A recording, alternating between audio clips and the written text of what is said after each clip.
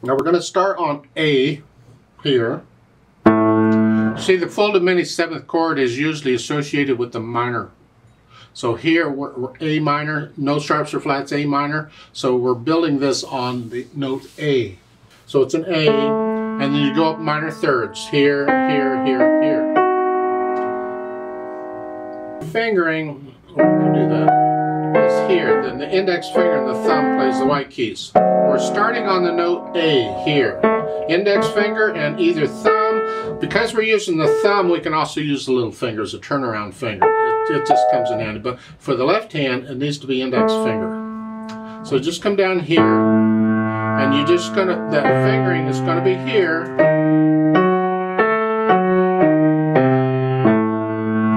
We do the tremolo exercise, 1 note per beat, up and down 1 octave.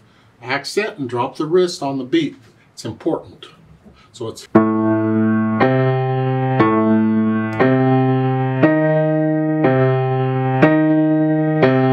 gives you a chance to get that feeling drilled into your muscle memory of what it's like to have your fingers spread out like this all the time.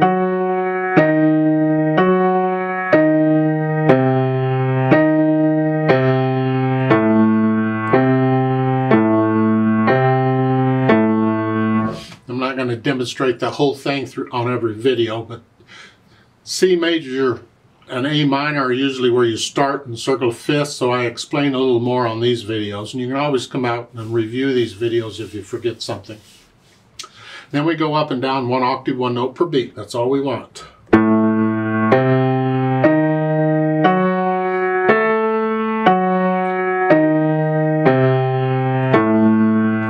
Close enough.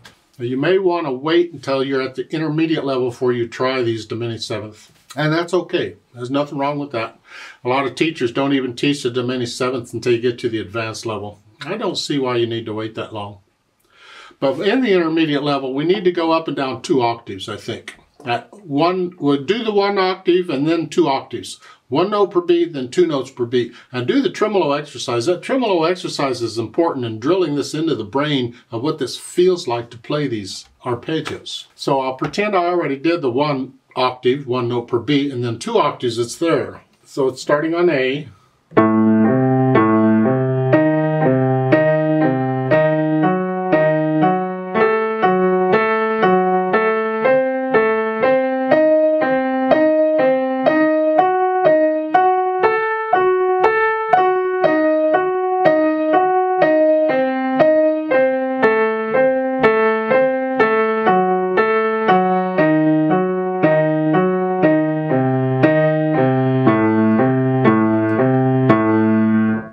Do the actual arpeggio.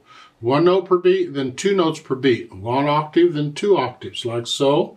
1 note per beat, 1 octave. Then 2 notes per beat, 2 octaves.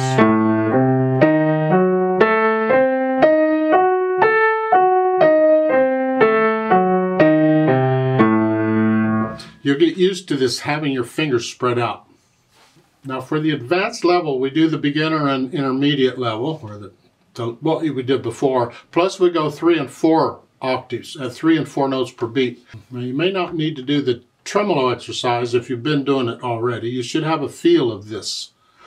But it's important to do the accents and drop the wrist on the accents, because that's really the magic that happens that will give you the control without you even realizing it's happening. When you go to play these things in the pieces, you'll be able to feel an accent on the natural accents, and they'll be smooth and even, and it'll just happen. It's just wonderful the way it works. I was surprised because I wasn't expecting it, but it happened. So start down here as if you're going to do the A minor arpeggio, except we're going to go here. So it's 1 note, 1 octave,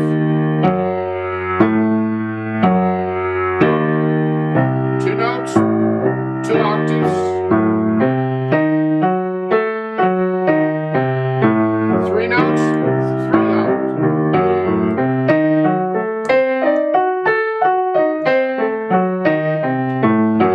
4.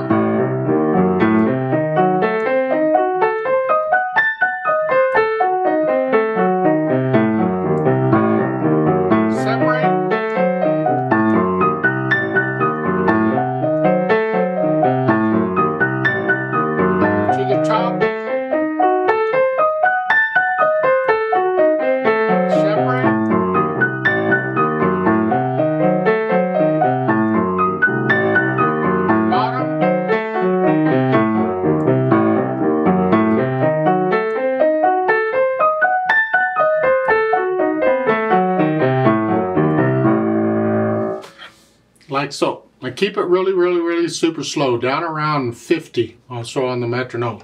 And I only missed a couple notes, so okay, I'm coming. Actually, ideally, you missed no notes at all. So shame on me, I know.